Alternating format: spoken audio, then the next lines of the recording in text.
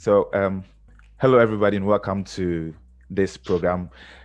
This is under the auspices of AMAG, Association of Records Archivists and Records Managers of Ghana. This is iTalks. It's a program where we invite professionals in the field who have had decades of experience. We talk to them about their experiences, best practices in the industry, and where they see the industry going. It's the best place to learn the tricks of the trade and also to know what the industry has to offer. Today, I have a very special guest. He's in the person of Mr. Cletus Azangweo. He is a man of many, many years of experience.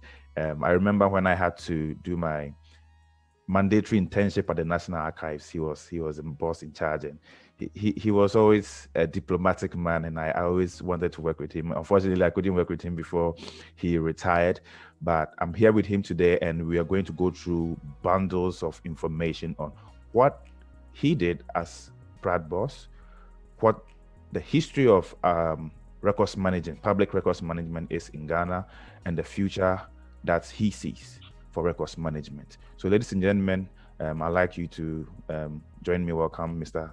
Cletus Azangweo. You are welcome, sir. And I would like us to go straight to the point today. We don't want to beat about the bush. Your education, first of all, how did you get into records management? Can you take us from your degree? Yeah, first of all, let me thank you for your desire to have worked with me and the new status of a diplomat you have given me. And I've always been a humble civil servant. Well, my education, I like going back to my secondary school days because I cherish very much the school I attended at the O level and the A level. Okay. And that is Navasco. I was in Navasco from 1963 to 1970 for my O level and the A levels. Then I entered the University of Ghana in 1970, in which I did a BA General with archaeology, geography, and religious studies. Okay. And then I graduated in 1973. And in 1974, I was employed into the National Archives of Ghana. It was there that the School for Archival Studies was established in Legon for Anglophone Africa. In other words, it was meant for English-speaking countries. And so we had two from Ghana, myself and Mrs. Ayete. Then we had two from Kenya. I can still remember them. Let me call their name, all those names. Two from Kenya, two from Uganda, one from Ethiopia, two from Tanzania. And so we all, met at the University of Ghana as the first batch of that course under the auspices of UNESCO in archival studies. At that time, we had a library school too there. And it was called the School of Library and Archival Studies, not information studies as it is now. Okay, but then when you were doing your degree, let me ask this: when you're running your degree, did you have a thought of coming into archival studies, or something propelled you to jump into that area of work? Excellent question, because it reminds me of even how I came into archives. So I went for my secondary school in Boku Secondary School teaching. Okay. I never knew of anything called archives or the National Archives of Ghana. Okay. I wanted, as most others wanted, to be in the admin class, administrative officers class. Okay. And public indeed, service. Admin, yeah. And indeed, I applied for the admin class. And at the interview, I was asked, because of, in those days, I used to be a very good Jehovah's Witness. You used to be. The dogmatic type at that time. Okay. But not now. Okay. Not now. All right. Yeah. So at the interview, I was asked, you said you are a Jehovah's Witness. If you go to the districts and during Independence Day celebrations, and you have to take the salute, and you people say you don't salute the flag, what will you do? And that alone, I can't remember how I answered it. But the long and short of it is that after the interview, the chairman of the Public Services Commission told me, Mr. Azangweo, I think you have problem with the admin class from the way I spoke. I can't work with politicians, as I told them. So they said, you better go to the archives. And in those days, as a graduate, it didn't matter where you went. Okay. It didn't matter where you went because you knew the opportunities were there for you. So I agreed. And that was the first time I heard the name archives. I went to the archives and started my work as an archivist. I was appointed as assistant archivist in 1974-75. That is how it happened. And then while there, I think around 1980-something, there was a chance for this technical agreement between UK and Ghana. And there was a friend in the Ministry of Finance, Mr. Azangweo, there's something on archives. They needed 30-something people, students, but there were none. Was I interested? I said, yes, why not? So I went. And there at the airport, I met one of the lecturers from the University of, one of your lecturers, Mr. J. Oh, okay. Mr. J. Dr. J. Is it Professor J now? Late Dr. J. Oh, okay. I'm not sure I know. You don't know? I'm not sure I met him. He was my mate at the O level, at the first degree level. Okay. And he did history. Okay. He had never done archives. He was there as a history lecturer. But at the airport, I met him. He said he was going to University College. I said I was also going there. So there we met. And it was to do archival studies. Okay. Yeah, and that's how it happened. Wow, that's nice. So it wasn't a place. So you did a postgraduate in archival studies at University College of London, I guess. Yes, I did the postgraduate studies in Ghana, and it continued. They thought it was the equivalent of masters, because at that time we didn't have masters in the Legon. Okay. But they thought so. And in fact, later on when I was admitted at the IMF, they said it was the equivalent of masters.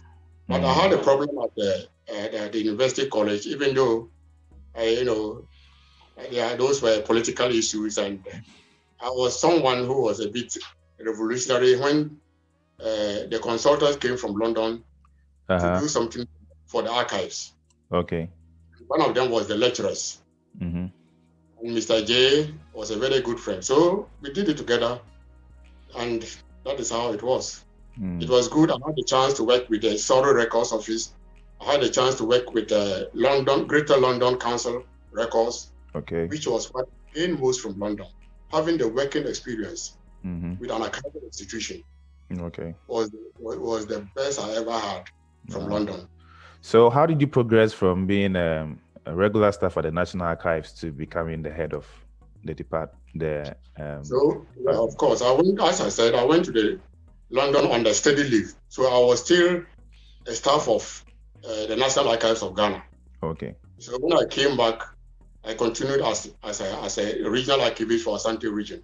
Okay. And then long afterwards, there was the need for a reform in Ghana on records, on archives in general. How it happened, one of the lecturers I met at University College, Dr. Antestin, he was the initiator of the idea. He was with the Commonwealth Institute. And so he had organized earlier in 1989 and 90 two workshops in Ghana. And they were meant to sensitize the government on Ghana on the importance of records keeping. And to sell the idea, he started by visiting 8 ministries in Accra to do decongestion. In those days, you could see records piled on balconies in the ministries, controlling accountant general, and it was frightening. So he wanted to demonstrate the impact of records management and call some international persons from other countries. We converged in Accra to do a decongestion of those places. I think some of the lecturers at Legon now, Professor Kusa and Dr. Pino, were part and parcel of it. So we did the decongestions, conveyed the decongested records into the National Archives and kept them in the repository as some sort of a model record center. Okay. So there was now space freed in the ministries. And records they could not see before were able to produce it for them. All And right. that was seen to be marvelous. Mm-hmm. The impact was made instantly. Yeah. And Yes, so you wanted to ask so another so question? so that was a good selling point. I mean, immediately Excellent selling they point. realized how much important the record archival management was to public administration. But then Yeah. the National Archives, how long had it been in place? Since The National Archives had existed back in the colonial era, say around 1946. You okay. know, the colonial administration had done well in records keeping, and they realized by 1946 that there were a lot of records scattered all over Ghana. Mm-hmm. And the colonial administrative office was at the secretariat, was at where the Ministry of Foreign Affairs is now. That was Okay. their secretariat. Okay. And they realized that there were a lot of records, just scattered all over. Unlikely, but to me unlikely, they met this British librarian, Miss Marjorie Harris. I said unlikely because as an archivist, I wonder how a librarian could organize our records for us. There may be the temptation to use DB decimal classification, which is wrong for archives. Nevertheless, she did well. She went around the whole nation, gathered some of the records, and put some order in them at the secretariat. That is how it began. So that was a semblance of some sort of archives. The beginning, the origin of archives in Ghana. Okay. But it was not sufficient. Does that mean before then, how were people managing public records? Was it like everybody was doing what was good to them, or what they felt was? Good question. Before then, of course, that is the colonial administration time. There was this concept of registry offices, where classification of documents, listing, indexing, and all that was done. And it was excellent. Before you enter the civil service at that time, you had to start through the registry. So in the registry, you learned the rudiments of records classification, receipts, and so forth. Whether you were supposed to be an archival professional or not, you had to go through that system, right? Whatever system was there is not clear, but the British brought the idea of good records keeping in the registries. And there was this department in Ghana that was in charge of that, Management Services Division. They were in charge of registry duties. In fact, at first it wasn't called registry duties, but they were in charge of that aspect. I want to understand this more. So you said everybody had to go through the registry if they were coming into the public service. Was that a requirement? Yes. Exactly. It was a requirement. It was a requirement in order to let them be able to keep the records properly. When they became managers, they understood already the importance of records keeping.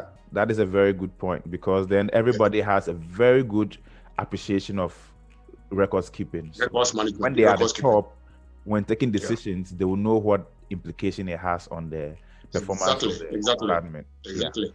That's I'm happy you mentioned decision making. Yeah, it's very important because in my days when I was working for a consultancy in Ghana, what I realized was there was this particular client of ours. She was the CEO of the company, and she was deep into what we were doing for the company, like the records management decisions and all that. She sat with us and she understood whatever we said, and she made our work so easy because she easily approved budgets and said, let's do this. It's very important. When the managers in charge were dragging their feet, she would step in and say, this must be done. It's very important.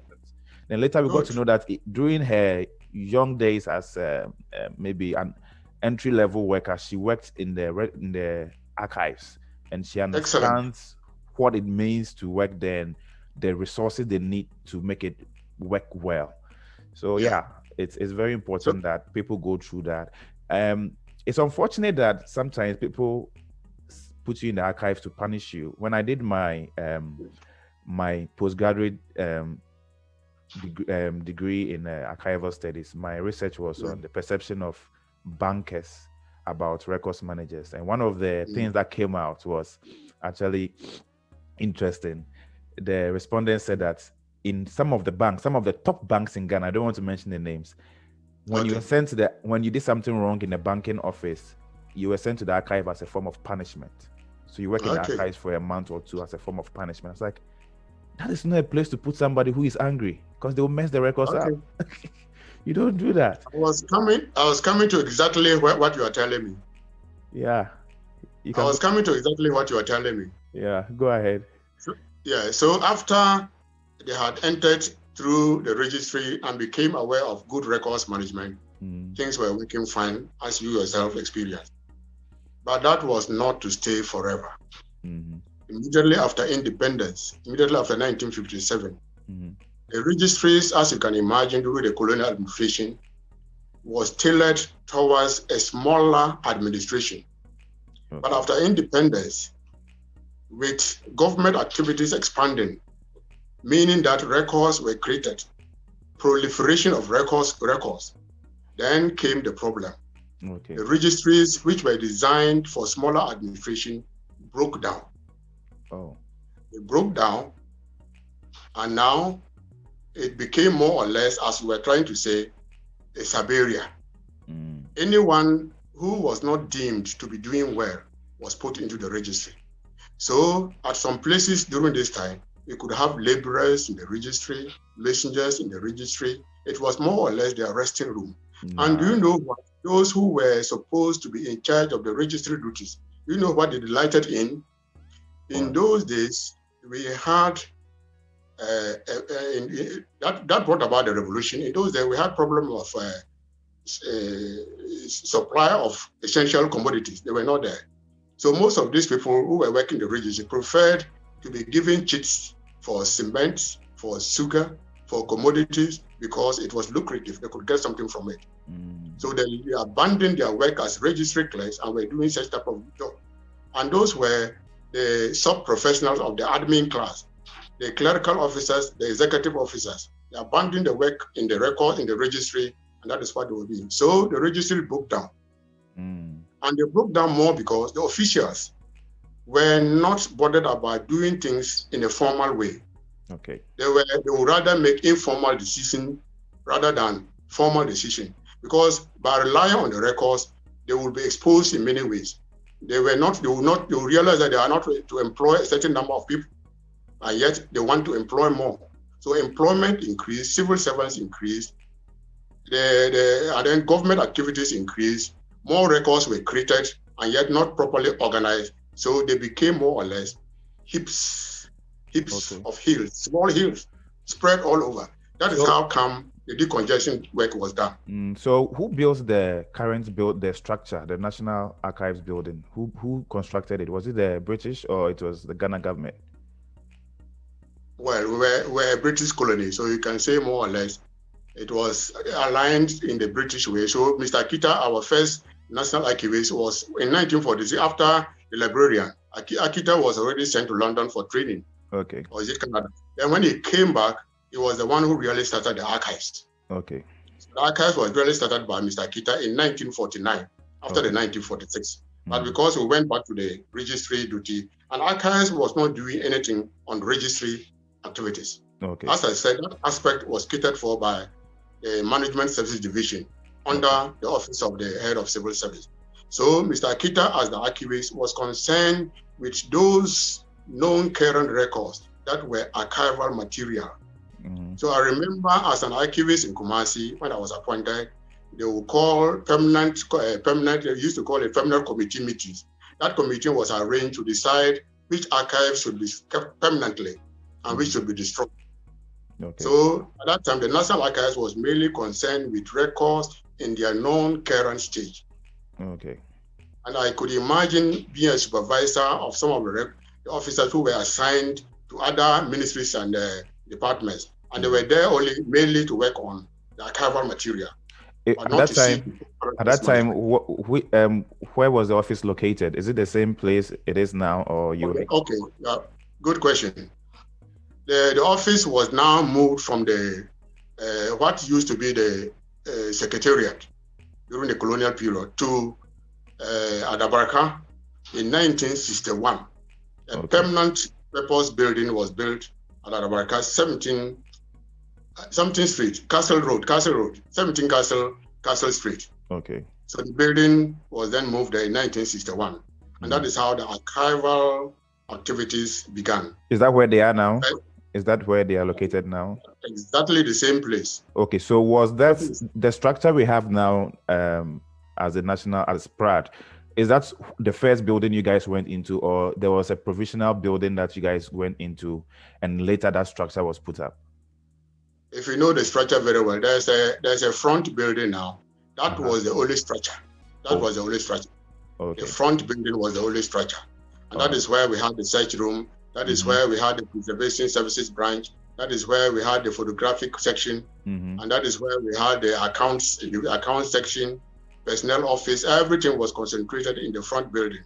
Okay. What you see now is an expansion of the original one. Okay, including the new records, the record center and all that. That's an expansion. They came later on. Okay. The record center is a product of the Records Management Improvement Program. Okay, all right. So, which year were you appointed as the Director of PRAAD? Yes, as the Director of PRAAD, that was 1998. Okay. 1998. But before 1998, as the regional archivist in Kumasi, I had to come over to act as the national archivist. Okay. In 1996. All right. So I would like to know, when you were appointed as Director of PRAAD, what did you inherit? What was the condition of PRAAD? Or it was then National Archives, right? When you came in, what did you inherit, and what steps did you take to bring it to the state it was when you were leaving the department? Yeah. So as I told you earlier, I used to come from Kumasi and then took over briefly as the National Archivist. At that time, the Records Management Improvement Program was in process. It was going on. And the consultants, as a result of my interaction with them from Kumasi on the short term, realized that I was pushing things in favor of the records project. Okay. Even though initially I was seen to be a stumbling block. A stumbling block because they wanted the place to be called National Records Service. National Records Service. Okay. That was before PRAAD became PRAAD. And I argue that one, with all the things we do in records management, the end result is what matters. And the end result is what we call archives. Records can be archives, but not all archives are records. So the argument went on, and that is how they then had to come to settle on Public Records and Archives Administration Department as the nomenclature for the department. Was it something you suggested, or was it something a committee suggested? Because how did that name come up? How did they agree on Public Records and Archives? Because the National Archives staff kicked against just the Public Records Office, the National Records Office. Yeah, so who recommended this name we have now? Who was it? The committee that recommended it, or it was directly from? Okay, there was a task force. Okay. Set up by the government. And we had a project implementation team or management team. Okay. We had meetings regularly. So it was in those meetings with the consultants that a compromise was reached, and we then had the name Public Records and Archives Administration Department. Okay. But I said I was a stumbling block because I wrote to the Secretary, to Cabinet, I wrote to the chief, and they were called permanent secretaries, about the need to have public records and archives, explaining to them the difference between the two. Yeah. Even though at the time there was a need to emphasize on records management, but we should not do so at the expense of the archives. Okay. Otherwise, the archival materials, if no attention is given to them, will seem lost to posterity, and Ghana will be the loser and not the consultants who came from Britain. Okay. And the funny thing though, if you allow me, they were arguing on the basis that London, UK had a public records office, but not a public archives office. Okay. But do you know what the situation is now? They have it? reverted to public archives. Now called the National Archives of Great Britain. So we stand vindicated with our name. Yeah. That is why there's always the need to fight for what you feel is right. Okay. And not to be intimidated to drop what you feel you like. And that is very, very crucial in records management. And as a director of a public institution, other people can bulldoze their way through by imposing their layman knowledge on you. And if you're not careful, you just tolerate what they say because they are your bosses. The yes sir, humble civil servant. Remember, I told you I was a humble civil, not a diplomat. Yeah. But I refused to be a humble civil servant all the time because I knew that I was the only one knowledgeable so far as the government of Ghana is concerned on issues of records management. So during the deliberations, this is how I came forward as someone who was not only forceful for the implementation of the project, because I did a human job in that respect. You say, don't blow your horn. But if you don't blow your horn, who will blow it for you? Yeah. So it was in the course of those things that when they needed a director, I was appointed by not only by consensus, but also by interview. Okay. Yeah. So that was in 1998. After the name came up, after the name was agreed on, was it then that the PRAAD Act was? There seemed to be interruption on my distance. Or can you still see me? I can hear you. Everything is perfect. Everything is perfect. Okay. There was something off. Okay. I'll put it off. Yeah. Your question again. So was it after the PRAAD name was accepted that the PRAAD Act was enacted? Yes. Also, in the course of the Records Management Improvement Program, there had to be legislations to effect the existence of PRAAD. So there was legislative increment number 1668 of 1996, or 1628 of 1996, which legally established the Public Records and Archives Administration Department. And in fact, if you get the first LI, the name National Records Service is still there. Okay. But it had to be changed in the law, which came in 1997, Public Records Act 535 in 1997. There, the Records Service is now changed to Public Records and Archives Administration Department. Okay. So that's how the name was. The name came about. All right. It's legally recognized as such. So the PRAAD Act was enacted when you were in office as the head of PRAAD. The PRAAD Act was there before PRAAD was established, before I was the director. Oh, okay. We worked towards achieving the PRAAD Act. We were part and parcel of the input to the PRAAD Act. Okay. So, in our case, it was professionals who knew what the Act should tell us to do that contributed to the content of the PRAAD Act. Okay. The only time the lawyers came in was to make sure that it was in tune with the legal language and for parliamentary language. Otherwise, the input came from the consultants, the records management consultant from London, and university lecturers from Ghana, Professor Kusa and Dr. Pino were part and parcel of it. And other records professionals from countries, Zimbabwe, I remember, Kenya, and then Professor Cook from the University of Liverpool. Yeah, I read Michael Cook. I read his books.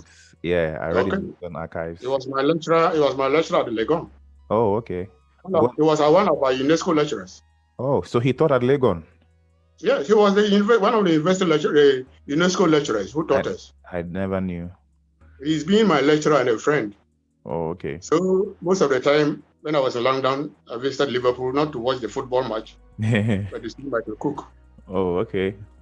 That's interesting. I cited him a lot in my thesis. All right. So back to the question.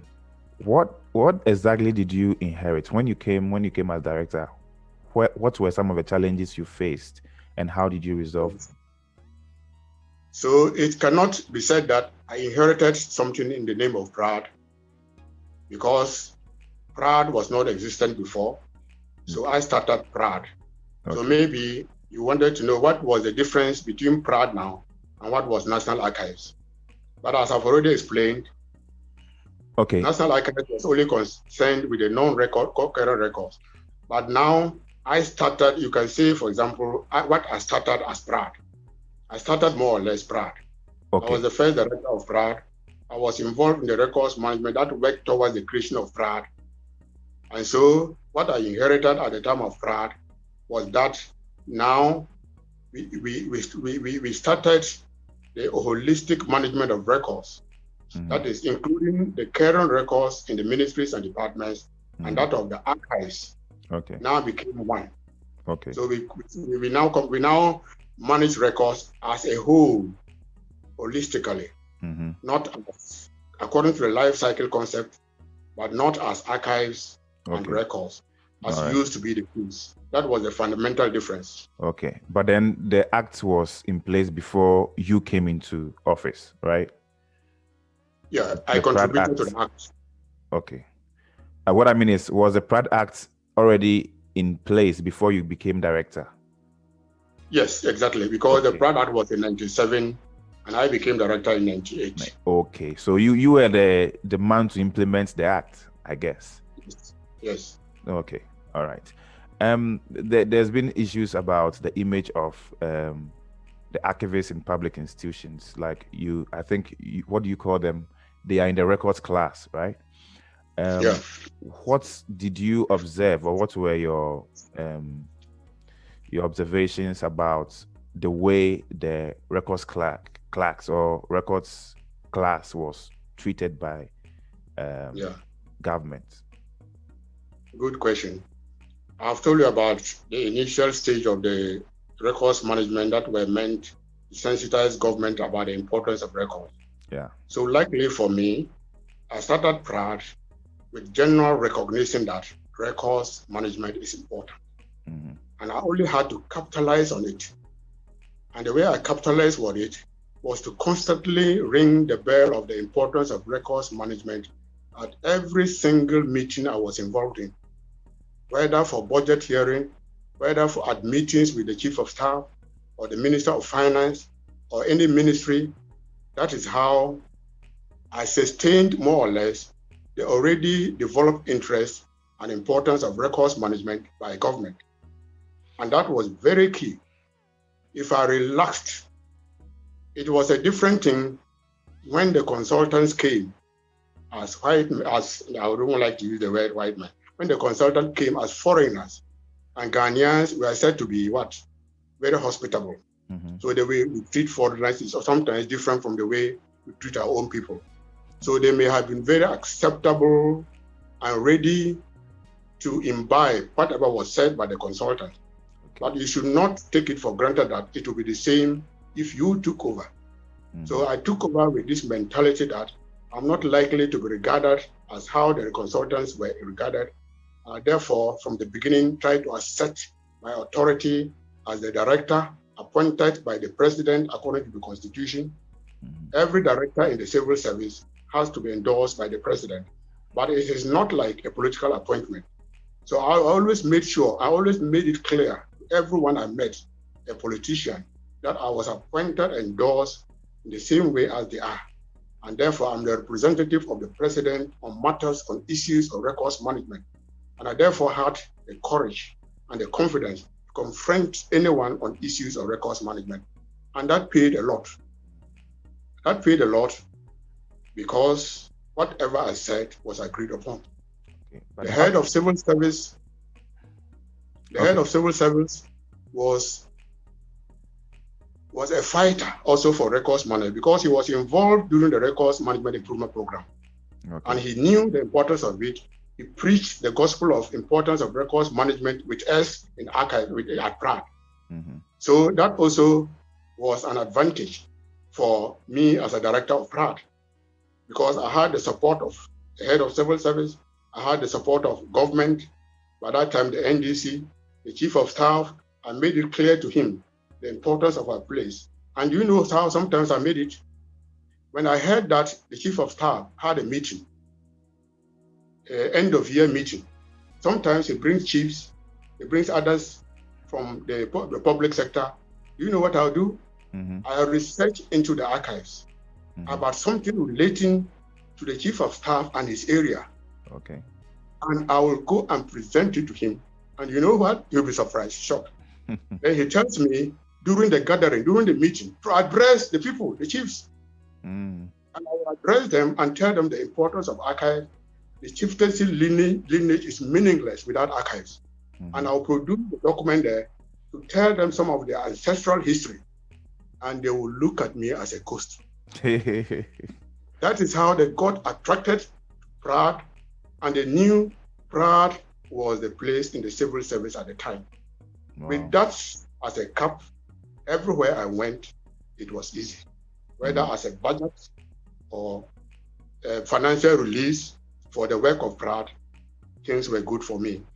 I do not take the credit. I take the credit from the fact that there was already sensitization in Ghana by the Records Management Improvement Program. And the fact that I had a very good supporting team at Prague who felt that I was motivated enough. And because I motivated them wherever there was a need to, and I made sure that their work was not regarded as just anything. No. But that brings us back to the question I asked. What in particular did you feel the issue was with in regards to the records class? Because it looks like they feel like they are not getting the recognition they deserve in the public service like the other class of workers. Good. All that I was saying was bordering on that. The records class, one thing is that remuneration is very, very important and key. At that time, there was a reorganization of the salary structure of civil servants. I made sure that I was constantly on the head of the Ministry of Finance officer in charge of salaries, the revision of the structures. And I made sure that the records class, sub-professional in particular, those who converted from the executive and the clerical officer class into records class, they had higher salaries. And everyone was motivated to enter the records class. People were clamoring to enter the records class. And sometimes I had to put my foot down and then deny some people because the rush was just too much. People without messengers, dispatch riders, they all wanted to come. I had to put my foot down and make sure only those who really qualified were absorbed into the class. So one, salary increase, which was attractive, and then motivation of the workers. Because we could do work for ministries and departments, and because they were now sensitized, they had to pay for our work. Because I made it clear to them that the mess you create is not I who created it. And you have to help me to clear your mess. And in clearing the mess, you are going to get to improve your services to your clientele. You are going to get to increase your efficiency in administration. And so they bought into it. And therefore, after every decongestion exercise, when they paid for it, those who worked on the records, they were highly motivated. And you know what? The records class in every ministry, anytime we're doing decongestion, the records class was the envy of the civil service. So when people talk of the records class being related to the background, yes, it was there, but never in my time. They were highly motivated. And not only those who were working on the record, even those who were hired to work for records, they were also highly motivated. And it was the pride of the civil service. So what happened? What changed for them to now be relegated to the background and not be given the recognition that they deserve in terms of remuneration, like in terms of compensation packages that's similar to other classes in the civil service? A good question. But one I'm very emotional with. But I'll try to control my emotions. Please try not to be emotional. Let's go to the facts. Let's look at the facts. What really happened? What do you think? What do you think happened? When I say emotional, I don't mean whipping over it. Oh, I know. I don't mean blowing blows over it. I mean just telling the facts as they are. Yeah. But telling the facts emphatically. Mm-hmm. That is what I mean. Okay. Leadership is key. Mm-hmm. What is often said is that if a fish rots, it rots from the head. Mm-hmm. And as I try to explain to you, the civil service in which PRAAD is placed, we are working with people who are in the admin class and who think they are the best of civil servants, not only by virtue of being in the admin class, but because they work with the politicians. So if you are a head who is not able to stand up to such people, they will downgrade your position as director, they will downgrade the records class as a whole, because when there's a problem with your records class in any ministry, and you're not able to go there to defend your staff and to tell them that is the right thing to be done, but not the way the chief director is saying, then it means that the records class will definitely go into the dream.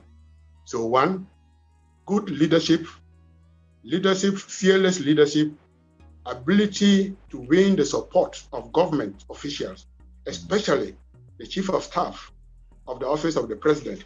I worked with two chief of staff, the chief of staff of the NDC, Jana Otodazi, the chief of staff of the MPP, my good friend, what is the name of the MPP? Yes, I can't forget, old age, forgive me. The two of them, I worked with them perfectly well. There was no politics in it.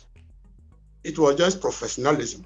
And once they understood you, they were always ready to fund you. PRAAD budget, as a result of those steps I took, was higher than the office of the head of civil service. Interesting. And let any head of civil service touch my budget. The people at the office of the president will tell them, Mr. Azangweo, don't touch his budget. How did you do that? How did you lobby for such budget that was bigger than that of the head of civil service? Yes. Good. You need to lobby. The lobbying aspect of the civil service is very important for me. Can you take us through how do you lobby? I'm going to digress a bit from the history that we are going through, but this is a very important topic that I have always wanted to discuss with our professional members. How do we sell records management to our organizations such that they feel the need to give us enough budget to operate? How do we do that as professionals? From your point of view, from what you did in Prague. So use yours, your experience as the benchmark. Tell us what you did. Okay. I've already told you some of them. Yes. I told you about how I lobbied with the official of the Ministry of Finance over the salaries issue. Mm-hmm. There are things, you see, when I talk about these things, I don't mince words. I tell the facts. And the facts are that in every civil service organization or department, there is always a budget for protocol matters. Mm-hmm. I can convert this protocol into lunches for officials whose interest or whose input in the welfare of PRAAD will be essential. So I will invite some of these persons to Chinese lunches. I will, at the end of every year, Christmas, Easter, pay courtesy calls on them in a way that respects their position. And when they feel respected by you, they also respect you by doing what you need from them. Okay. Lobbying is very key, but you do not just lobby. You lobby by demonstrating that you are working, that your work, you are serious with your work.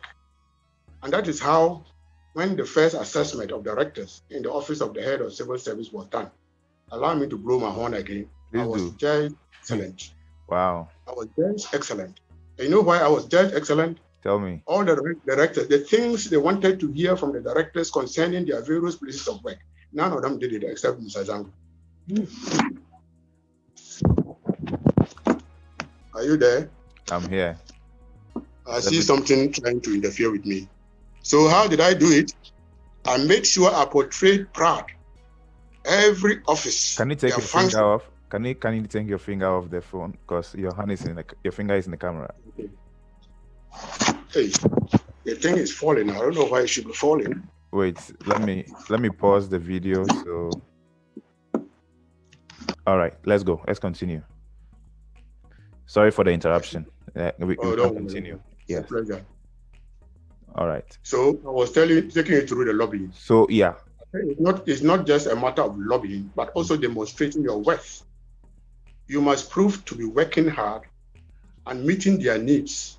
Mm-hmm. And it is only when you prove your worth, that you are knowledgeable in what you are doing, that people respect your authority. Okay. When you go and they say something which is even wrong, and you buy, yes, sir, you are right. When the person is wrong, Mr. Azangweo wouldn't say so, but I'll politely explain why you are wrong. Mm-hmm. And I've had challenges in connection with this in times that I could have been killed. Okay. You won't believe it. You know, the revolution time. Okay. Revolution time. With guns. The regional administrative officer came with guns because they were not for me, but because they were always followed by soldiers with guns. Mm-hmm. So they said, Mr. Azangweo, you are needed at the regional office. They come and see this place. It's full of records. You're supposed to convey them away to archives. I tell them, that was revolution time. I said, no, that is not how we do it. And I asked them, do you realize that during revolution time, there's a lot of corruption deals and people are being counted and they are running away? You know why? The corruption are in the records. So if I take these records away, then it means I'll be held responsible for what I don't even know is there. We do not do that. And look at most of the records, they are rotten. So we do not do that in the archives. That was revolution time. It didn't kill me. I stood my ground. And then recently, when President Kufuor was entering the Parliament House, the castle, to start his work, I was told, come and convey these records in the base away. I told them we don't do that. The head of civil service ran to tell me, come and do this. I said, no, Mr. I'll give a memo to them to explain why. You know what the head of civil service told me? Mr. Azangweo, we don't do that. We don't do this with the politicians. I still wrote the memo. I have the memo at any time who wants to see it. I wrote the memo to the chief of staff, that was Obeshebe Lamte at that time. I explained the situation. The base has been there for a long time. There could be snakes hidden there. There could be scorpions, all sorts of things. And until that place is fumigated by the part of staff with the right clothing, protective clothing, to ensure that their health is ensured, that work can never be done. The man understood me. Mm-hmm. I had just gone, ran there to do it. They wouldn't recognize the importance of the work you do. Yeah. Another occasion, President Kufuor himself now again, he wanted something to demonstrate that he never resigned, he never was sacked by the PNDC, but that he resigned. Okay. He was looking for that his letter, he never got it. One day, the castle rang me. They wanted to do some work in the Flagstaff house. I gave them the bill they should pay so that we do it. They didn't pay. I wouldn't do it too. I wouldn't do it because I have to protect my staff working in it. They have to be well equipped and have the resources to do the work. Yeah. But because I couldn't do it, it was drizzling. And you know what happened? They were painting the Flagstaff house and they brought the records out. Oh. So that they brought the records out while it was drizzling. So one officer from the castle came by and said, why do you leave these records in the rain and it's drizzling? Then you know what happened? He looked on top of one of the file of records. The first thing he saw was President Kufuor's letter of resignation. Wow. From the PNDC. Can you imagine his happiness? He ran with the record to the castle. The following day, it was in the news. The following day, they wrote a check for me to start the work. A check was written for me to go and start the work. We went and worked on those records. Those records have now been transferred to Berman Camp, and they are there in the Berman Camp archives.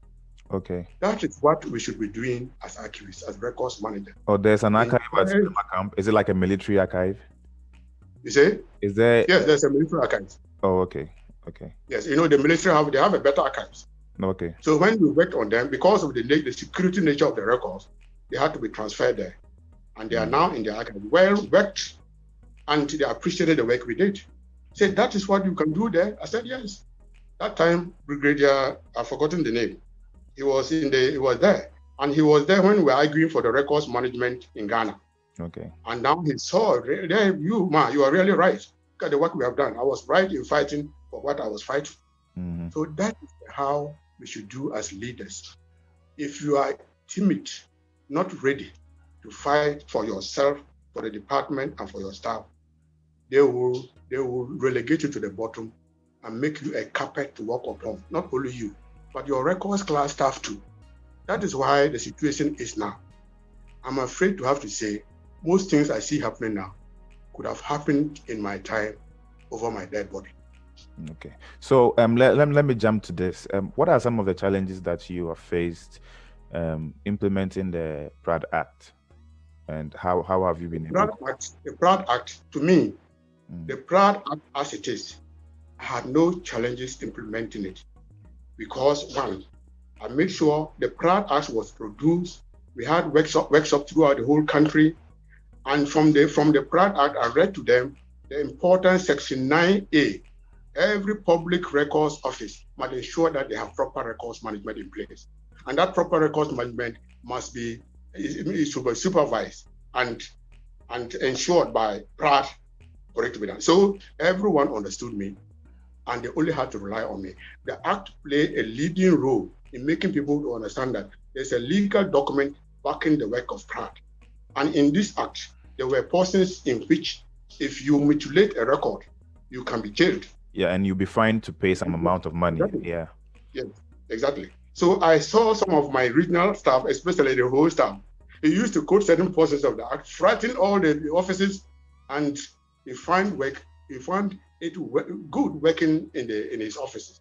That is the essence of the Act. The Act may have certain pitfalls, but it has given us the authority to be able to operate as PRAAD, and no one should challenge it. Of course, there may be the need to do one or two things, as even in certain portions of the Act, we are told to come up with the regulations so that certain things can be regulated and done properly. Otherwise, the Act as it is a foolproof weapon for any director of PRAAD to use and work properly. So it is not there. Did you face challenges implementing it? That's what I wanted to know.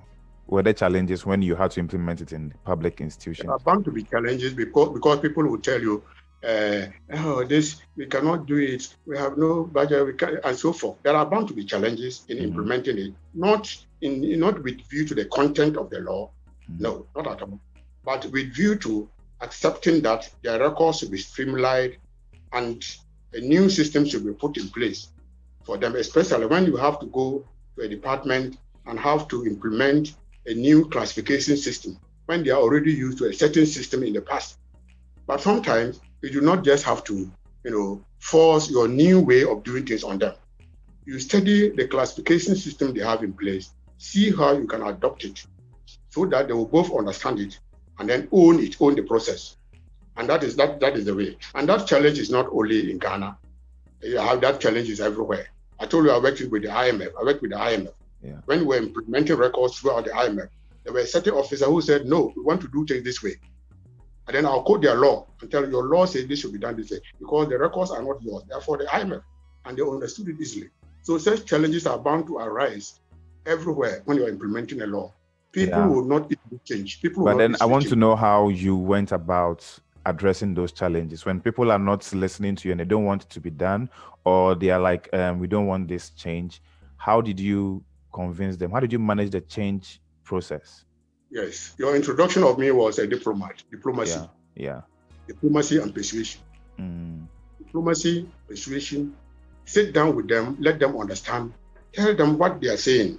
There's some element of truth in it. And sometimes I'll tell you, you are speaking like a records manager. That is good of you. And they feel fine. They feel fine you are praising them. Then through the praising of them, you tell them, but this is better than this way. Because the law says that there should be standardization. We should have a standard way of doing things. So you doing it differently may not conform to the national standard. And that way, most of them would always understand. Then you make them to understand the records they are creating and keeping are not their property. They will go on retirement, and those records will tell the good work they have done. The good work they have been doing all this time, sitting down in air-conditioned rooms, cracking their brains, bringing out policy documents, all that will reflect on their legacy they have left in the civil service. Therefore, allow us to manage the records in a way that will let your legacy in future be seen by all. Then they begin to understand you and they give in. Okay. There is no unsurmountable challenge when it comes to where you have a legal back. All members of parliament have backed you with a law. You can use that law to do a lot of things. Yeah, No matter the challenges. Yeah, that said, I think that I read the PRAAD Law Act, and I was like, there are a lot of things in the Act that we are not implementing. Why so? Exactly. We are not implementing a lot of, for example, there should be a national register of all archives and so forth. Yes, but we begin in a small way, and when everything is in order, step by step, we can reach the maximum. There are not everything in the law you will be able to implement once. I used to tell people, working with human beings is not the way like God does. I used to tell them records management is not to be implemented like the way God creates the world. God says, let there be, and there will be. But records management is not so. There are procedures, processes, gradually, you attain a certain level, then you can implement other aspects. Because implementing other aspects depend upon certain things that ought to be done. Okay. So until you've done those things, you cannot go higher. You do what depends on what you ought to have done. So it's a gradual process. You cannot implement the law all at once. Yeah. Especially without surmounting the challenges. All right. So what do you think are some of the deficiencies of the Act? Something that you thought or you think should have been in the Act to make it more efficient? I know more. I use the word more because I know it can be efficient if it's well implemented. Yeah, if it's well implemented as it is now, it will be effective. But was there something you thought was missing that could have made it more efficient? Excellent. Even you see, society is said to be what? Dynamic. Yeah. Things change constantly. That is why the need for proactivity and so forth. The only way we were proactive with the law is the fact that we examined the Archives Ordinance 1955 and the regulations 1958, and we realized that some things omitted in the Act 55 were brought out in the form of regulations. So we tried as much as possible in coming up with the PRAAD Act to include certain things which might be in regulations in the Act. And not only that, to follow up with the Act with manuals backing the Act. With manuals on all aspects of PRAAD work backing the PRAAD Act. But of course, there is always a way to achieve excellence. For example, as I travel around to other countries as an archivist, sometimes I came back looking very sad. I came back looking very sad because I felt we were doing little as an archivist. We were doing little. So you cannot imagine, therefore, that the law will also be deficient. For example, no mention about electronic records and how that could be managed. There's no legal backing. So, and at that time, electronic records proliferation was not as it is today. Yeah. So because society is dynamic and many issues are constantly changing, there will always be the need to update a law and to include certain things. That is why the regulations is very key now. Because we can now include certain things which were not envisaged, but they are now happening in the regulations. Okay. Yeah, so there is a law. Currently, we don't have anything on electronic records management. Yes. Right, as part of the law. So you would say that we would need to update the PRAAD Act to represent current or modern technologies in managing of records, right? Yes. Yeah. Okay. But so, even though, yeah. So how even go on. But even though we do not have anything on electronic record, you know what I did? I capitalized on the European Union to fund us to implement electronic records management. Okay. And we did it. I also capitalized on the UNESCO. Okay. Because they wrote a letter to all African countries telling us to respond to certain questionnaire on slave trade archives. Ghana was the first to do it. And that is one thing we should do as a head. Read all letters that come to the department. Capitalize on them for the department. When I read that letter from UNESCO and I replied, you know what, PRAAD Ghana won the setting up of a website and then the scanning, the digitization of slave trade archive, which were eventually put in the web. We created a web for us, and those records were in the net, accessible by all. Is it still available? Yes, it's still available. I can provide a link after this thing. Okay. I can provide a link for you later. Okay. But then it's apart still... from that, Okay, go ahead. I was saying apart from that, we also, as I said, we capitalized on the European Union. They came around and they realized that auditing cannot be effective without proper records management in place. Mm-hmm. So when I got attention of it, I contacted the Commission of the European Union in Ghana, and they easily sponsored not only decongestion for ministries, decongestion in 4 ministries: education, audit service, Ministry of Finance, and another one I've forgotten, but also electronic records management involving those places. Mm-hmm. So we made sure we organize their records in the computer, providing them with a hierarchical file structure, and then putting the classification structure in the computer where their records are filed. We did that for PRAAD itself, and then replicated it in other ministries. We did it for OECS, but I say the challenges, Ministry of Finance, it was difficult to implement. Everyone thought they have their own way of doing things. It was difficult to implement. Because there was no law behind it, Because I think that is another thing. Yes. Because there was no law behind it. Yeah. And they thought that the way they are managing they are doing their way things in the computer is the best, just as even people in IMF felt. Yeah. So if I had a chance, these are some of the things which should be included in the law. Yeah. But it can be made up for in the regulations. Do you think that PRAAD should be upgraded to an authority instead of a department? That is what most people will say. But me, I'm the very last person to think of authority for PRAAD. Authorities have a tendency of graduating into semi-autonomous or fully autonomous. Mm-hmm. Let PRAAD play the fool and become an authority and think that they can become autonomous and fund the place. That signal the breakdown of PRAAD. Why? Explain that. It will signal the breakdown of PRAAD. Can you explain that? It will come.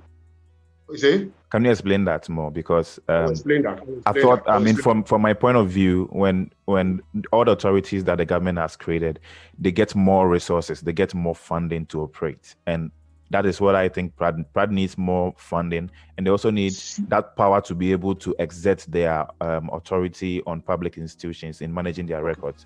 So if they remain a department, what I think is they will struggle in budgeting, they'll struggle in exerting their power in public institutions. That's what I think. So you tell us why you think that being an authority is supposed to be. Yes. Most of those which have been converted to authority are revenue generating agencies. Okay. Revenue generating agencies. If PRAAD feels that it can generate enough revenue from implementing records management in Ghana, we'll be deceiving ourselves. Okay. And then 2, it is the same Ministry of Finance that you get the money from. It's not going to be any other place. It's the same government money you're going to get from. They are going to look down upon you the same way that they haven't looked down for GRA, Ghana Revenue Authority. Mm-hmm. They will look down upon you. What at all do you do? What do we get from you, PRAAD? That we should give you such an amount of money. That will be their lingering questions. So what I feel is necessary is that whoever is the head of PRAAD should exert his authority and be able to make it an invisible authority. For example, look at how I did it with Honorable Bawedo, Minister of Finance. Look, PRAAD, even though we are not a revenue generation authority, at budget hearing, I demonstrated that we were generating revenue more than most ministries, and yet their budget was more than as why. And they used to agree with me. So Bawedo, Honorable Bawedo, his soul rest in peace. That man is a jewel for PRAAD. He came to me, sat with me, understood with me that, Mr. Azangweo, there's no much I can do to help you. And do you know why he did that? Because of a presentation I made on records management for both NDC and MPP members at the British Council in 1999. That was Rawlings time. There I made them to understand that probity and accountability was meaningless without proper records management. I was nearly skinned alive by the NDC people. But I said it. And I explain why I said it. Because without proper records, you cannot prove that you were righteous. You cannot prove that you were not corrupt. It is a record that will portray that. So the MP people, that is 99. And you remember that 2000 MPP came into power. Yeah. So after saying that and getting friendship with MPP people, I capitalized on it. And that is how Honorable Byway, the Minister of Finance, gave PRAAD the ability to generate its own resources. Its own resources. And the revenue we're generating makes it more than an authority, my brother. It makes it more than an authority. I could get billions of cedis. I got billions of cedis from Ministry of Finance itself. The man who gave us the authority, he paid as much as billions of cedis for our work in Ministry of Finance. That is the way to improve our situation, but not to still stay your authority. And in authority, the important thing is leadership. Leadership. And the way you go there as a director of the authority. Are you going there as someone with a view of making money for yourself? Once you have that view in mind, are you going with the view of working for the department and for the staff of the department first? And through that, you can always gain. I have this, since my retirement, I've been reading only the Bible. And I have this famous quotation from Ephesians chapter 6, verse 7 to 8, which says that whatever you do as if you are doing to God, but not to man. So I always believe that whatever I do it as if it is to God. And through that, I get so many blessings. And the department also gets so many blessings. So capitalization of what Honorable Byway did by allowing us to generate our resources through consultancy engagement, my brother, there is nowhere in the civil service that can generate revenue more than PRAAD. And they will continue to generate it after I retired. But was that money flowed into the activities of PRAAD? Even students who came on attachment, before they went, they had money from PRAAD. Not my time. Not my time. Not that you only came to visit and run away. You only came to admire me as a diplomat, and run away. We did about, I think, a month. That was when you were even a student. Yeah. Yes. So the revenue generation or the capacity of PRAAD as a civil service department to generate the revenue would make PRAAD the fertile crescent of the whole civil service, which even those who are in authority will envy, because the money is coming from government to them. It's not because they are authority, but because they are who they are. The leader is who he is.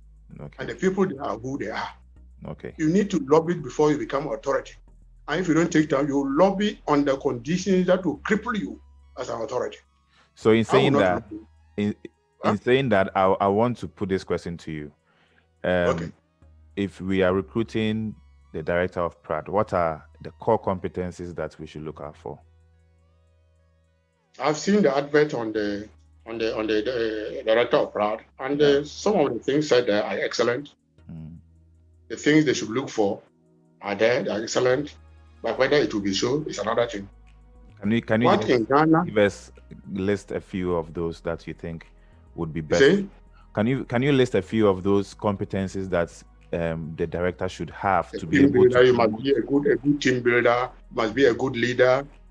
They have said all those things. You must be someone who is visionary, think ahead. You think of PRAAD being more than it is, a world-class department, comparable with anyone in the world. You must be such a type of person who's thinking far ahead. That is good in paper. That is good on paper. But if they end up bringing someone whom they think is a crony, let me tell you what happened before, which is very important to our subject of discussion now. Tulu, Ghana. You know Tulu, Ghana? Yeah. Tulu, Ghana, as a result of the role PRAAD played in making Ghana win the exploration of oil territories from Ivory Coast. The court case again, yeah. We're eager to help PRAAD. They were eager to help PRAAD. Do you know why they were eager to help PRAAD? Because they have played such a significant role by producing the relevant documents that enable the lawyers to win the case. Yeah.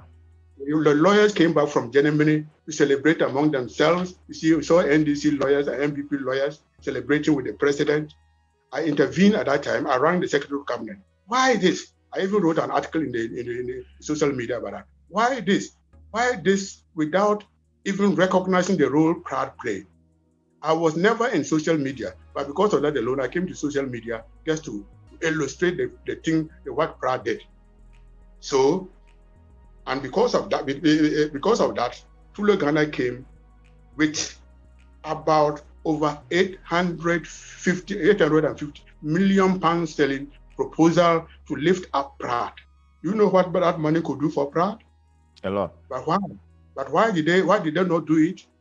They did not do it because after three consultants from the National Archives of England, from the National Archives of Ireland, and some place, they came to make the survey. They consulted PRAAD staff. They met everyone, and the reason why they did not, they felt it was a waste of time, and that such money pumped into PRAAD would be like going into the drain, was because they said the leadership of PRAAD was weak. Is this on document? On document, it may not be on public document, but those whom the officials they met with the head of civil service, they met with the chairman of the Public Service Commission, and I wrote about it to the office of the president. I wrote about it. So if it was false, I wouldn't have written about it. I have the letter. I have the letter to that effect. They said it was the PRAAD leaders. And so what did they have to do? The officials they met to change the PRAAD leadership. The PRAAD leadership was never changed, even after certain things were revealed to be not good for the administration of the department. I need not to go into those areas. Yeah, we need not go into that. But they did not change the leadership. That is important. It is relevant because we are talking about what type of leaders to be for PRAAD. The type of leader that can attract such revenue.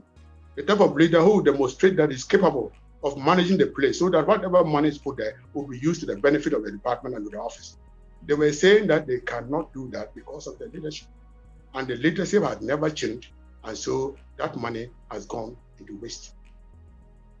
That money, whose fault? Is it Tulu Ghana or Ghana government and the leadership of PRAAD? Yes. It is sad. These are the revelations. And these are things everyone will have to be emotional about. So it means that Talo's requirement was that leadership be changed or improved before they would allocate such monies to the department. Yes, because they saw how things are. They are right. They are right. You wouldn't be right. You think you put your money in a place where you know it will not benefit anyone. Will you do that if it's your personal money? No, I wouldn't. Yes. And they saw the leadership of PRAAD that they said the leadership was not good for such investment. And therefore there was the need. So the onus laid on the government of Ghana to do the needed thing. And I said, I've drawn this to the attention of the office of the president, attaching the Tulu document. I attached the Tulu document.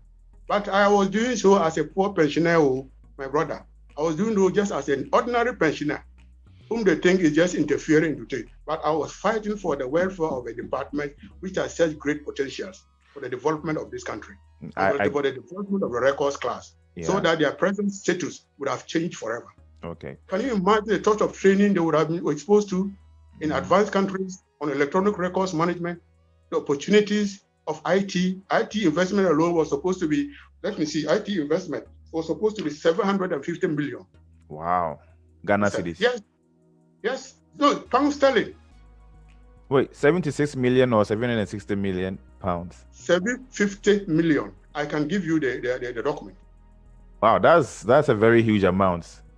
A huge amount because we are in the information age. 760 million pounds sterling. I was thinking it was 76 million pounds sterling. If it was a mistake in their paper, I don't know. But yeah, because I think it's a very huge amount. Okay. That is something that is worthy of government of Ghana loan. So, yes. So and sometimes when there's something like that, you know what? Sometimes they will say.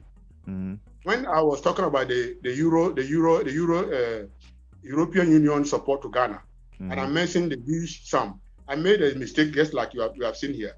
Yeah. I made a mistake. I mentioned some huge amount, which was maybe 10 times more. You know what the chief director of the Office of the Heads of Civil Service said at the meeting there? Are you sure it's that amount? And I would have allowed you to spend it. He said it openly. And this was a chief directors meeting. All chief directors. Do you know? And the chief directors, before any chief directors are appointed, they go through orientation course to let them be acquainted with the system. Whenever I hear that, you would think that they will ever invite someone like a director of PRAAD to such a meeting. Never. When I hear it, I go there to the office of the head of service. I said, this is something PRAAD must be involved, because they need to know the important role of records management in the civil service. And then they wrote me in, and I gave them a presentation on that. I have that presentation. That is how that thing came out. So it means that you always have to nose around and see if something is going on, and then you go there and tell them you need to be part. They will never invite you. They never invited you. That is how I get angry with this. The way PRAAD is playing a role with this right to information bill.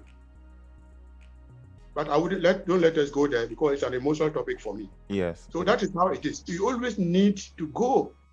You hear about something which you know record management is relevant, and you go into it. Can you imagine that the Freedom of Information Bill meetings were being done without involving PRAAD in my time? You know, I heard of it from MSD, because MSD, as I told you, were involved on the registry duties from the beginning. They were involved, but not PRAAD, even when PRAAD was existent. When I heard of it, I bounced into the meeting. I told them I was ready to be part. They should forget about the allowances they get. If it's because of the allowances, they don't want to invite certain people, they should forget about it, but I was ready to be there to contribute my quota. That is how PRAAD became a member of that meeting. Okay. So these are the things you should be doing as a director. You don't need an authority. Okay. Authority from whom? From the president. Hey, president come and go. And then when an authority is set up and another president comes, they may see no reason why this ought to be an authority. And many things happen. A civil service department is a guarantee of the permanency of a department such as PRAAD, because most of the things you're generating are in the civil service. They are within the civil service. I can't imagine. I haven't seen any country archives that is somehow autonomous or anything like that. A government who is serious with itself would not allow a department like PRAAD to become an authority and heading towards being autonomous. No, it must be a baby of government knowing what it's doing, government protecting it, government resourcing it, government monitoring its ways and encouraging it to grow. So it is we in the PRAAD, the records professional, who should always make the government be aware of this. AMAC has a role in that. Okay. Can't you see how TUC plays when it comes to certain issues affecting their staff? You know how they play it. Yeah. They are very tough on the government. We need to be tough with our government on matters of records management issues. Otherwise, they will relegate us to the background all the time. My brother, I do not believe in PRAAD becoming an authority. I believe in PRAAD having a good leader that will be able to stand firm in defense of his profession, his department, and his records class staff. Okay. Thank you very much for that.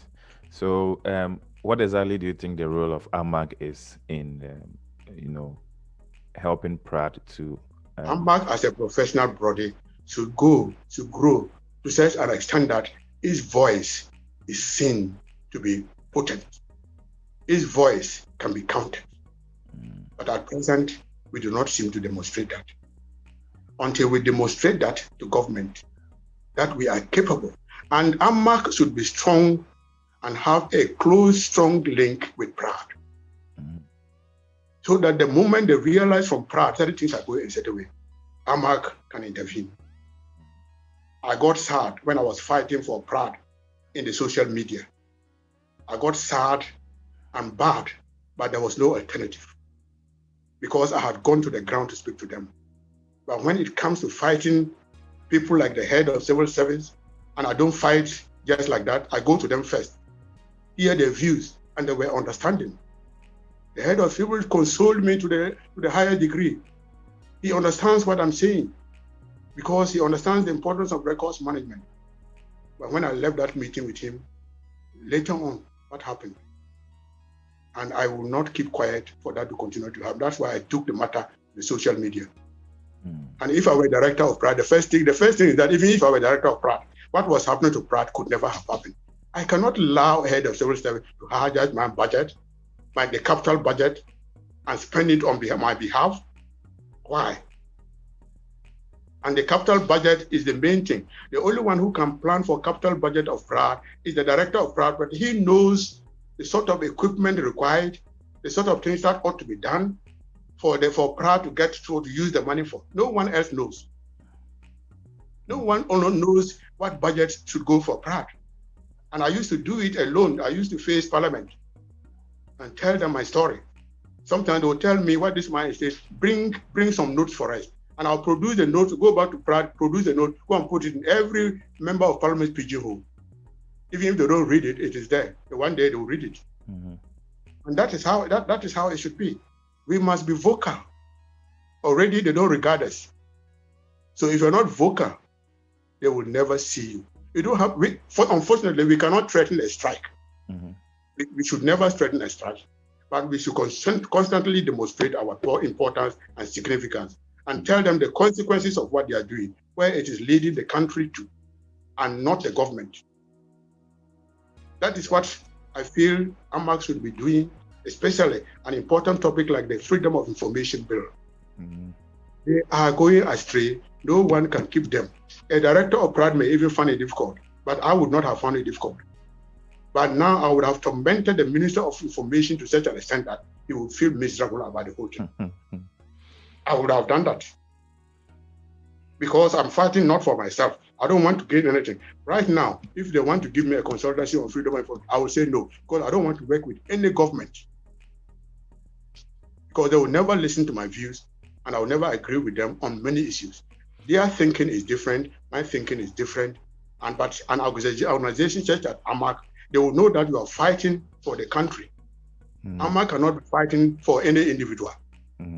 As an association, you cannot be fighting for your interest, but you are fighting for the interest of the country. And they will see it better if it is so. But Director of PRAAD also has a role to play, a formidable role, even more important, because he should be, treating his role as that of representing the president on matters of records management. Therefore, you must hear me and no one else. Yeah. So as an association has a role, but I also sympathize with AMAC. We have somehow an association members who do not seem to be, somehow conservative and are also not active. And in such a situation, it is no longer that of when the head is rotten, but maybe when all the members are apathetic, we'll go on. Yeah. So the members need to also be very proactive. The members are not members of AMAC by what? In abstract. They are records officers and managers in various places. They should start the fight in their own places. Okay. They should start the fight in their own places, and then AMAC will take it up. Okay. So if, for example, right now, this PRAAD was fighting everywhere, people in bulk and other included were saying the important thing with this information bill is records management, not what you are saying, and then try to explain to them to understand what this records. Hey, it seems I'm lost. Or am I okay? You are lost. I'm on. You're back. Okay. I'm back. You have gone back again. Can you touch on your camera, the camera icon, because I can't see you now. The camera icon. Yeah. So let me go back to your place and then let me enter again. I'm coming. No, then you can talk. You can talk. I can hear you. I can talk. Yes, continue. Okay. Yeah. So what were we saying? So you're talking about the members, taking issues. The role of the members. The role of the members in the various places. Yes. Their individual voices will be heard. Then AMAC and association comes to support them. That would have been good. That would have been good. And they can start in a very simple way. If all their various places understand what information really means, all this talk about information officer will not come on. Take them through. Let them understand that this information we're talking of is bigger than they are thinking. Do you call library books information books? Or you call... We'll talk about the Freedom of Information Bill, how the law was, the processes that led to the law being enacted, and the decisions that were taken with the years before the law was enacted. where we got it right, where we got it wrong, and how we can help or work together to make sure that the law is well implemented, and then information that is requested is available. And let me ask this question. But don't let me spoil your day on what you have just said. I'm sorry to have to say I wouldn't like to be involved in that discussion. No problem, but it's something that will come up later. No problem. Yes, I wouldn't like to, because I don't like talking about things I cannot influence. Yeah, so you know about the National Information Technology Authority, right? Yes. How do you think they can collaborate with PRAAD to ensure that there is good management of records in public institutions? Because I know that they will be in charge of providing tools and equipment for like capturing information, like computers and laptops for departments and states. These computers and laptops capture government data, and they are saved on their servers. Even though these records are on their servers, they are records that should be managed by the National Archives, I suppose. But like you said, we don't have an electronic records management policy or law. How can we collaborate with them to ensure that the decision to even acquire certain electronic records management systems are agreed on? Yeah, we are back. How do we work with them to ensure that the decision or the processes they go through to acquire electronic records management softwares or tools are streamlined to ensure that it ends up meeting the requirements of PRAAD, so that when the records are captured, they are in a repository where they can be accessed by PRAAD and then processed as public records? Good, excellent. Archiving of those electronic records, yes. Which is so. The first remark I can say is that, what is their name again? National Information Technology Authority. And NIT, what do they call it? NITA. NITA. That is another authority. Yes. An authority has been created to hijack the role of PRAAD.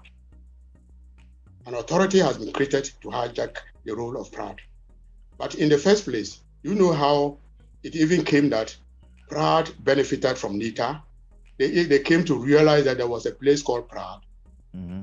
There was this good governance program between Ghana and the US. Okay. And this program between Ghana and the US, because it was a governance program, and testing, who was the one who implemented the records management for Ghana, contacted me and Dr. Pino and said this thing is there.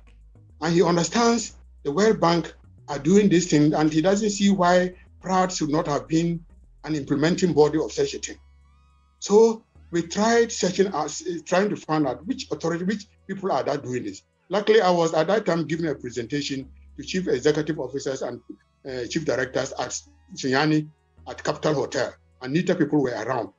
So I rang a World Bank official, and he said it was NITA that was doing it.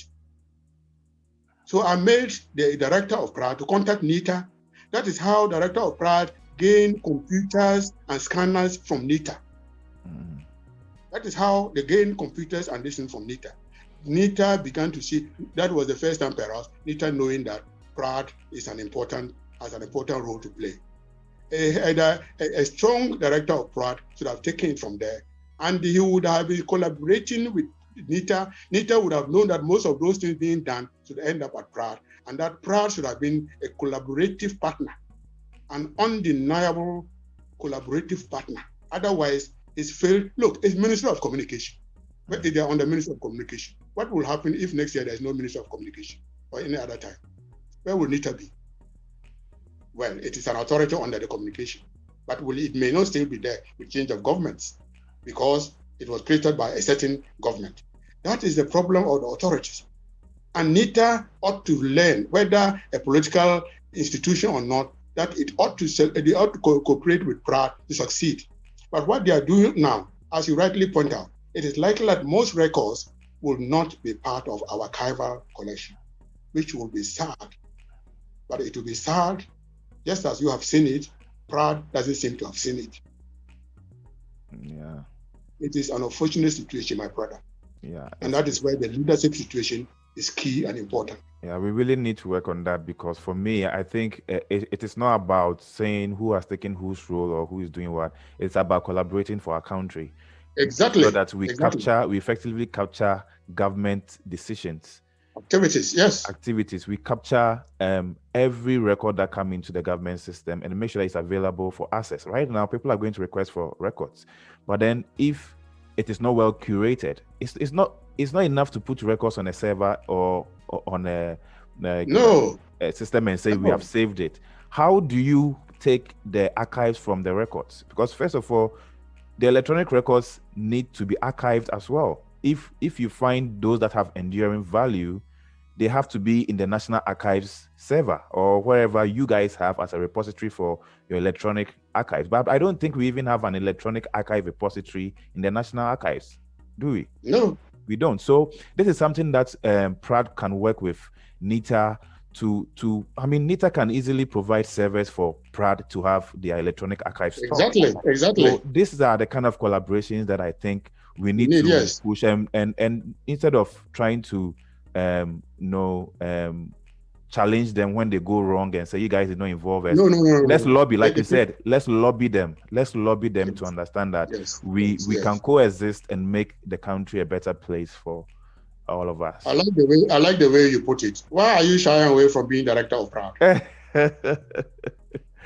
My bones are not strong enough yet. Because the right person. We really need to be very selective when it comes to the director of PRAAD. We have to be sure the person is very proactive. The person is ready to learn and move. The person is a lobbyist. It shouldn't be a quiet person. It shouldn't be somebody who will come and sit in their office and be quiet. It should be somebody who will be out there and let the law work. There are a lot of things in the PRAAD Act that need to be implemented. The person should be a self-starter and get out there and say, look, this is what the law says. Let's go ahead and do it. Lobby whoever is in the position to help you push it forward. Don't be a politician, but lobby. Just be in the middle. Lobby, both sides. Excellent. Good advice. Mm-hmm. Don't shy away from PRAAD when next time we are in Ghana.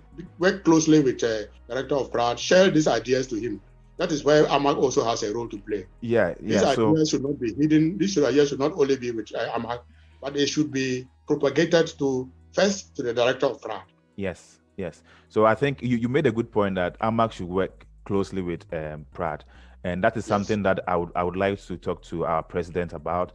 We need to start engagement. PRAAD should be open to listen to AMAC, and AMAC should be willing to provide our expert advice to PRAAD. Expert advice is very important because we are a group of experts.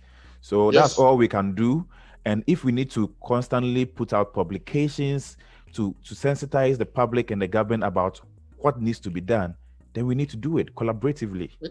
Excellent idea, my brother. Yeah. Excellent idea. So it has been nice.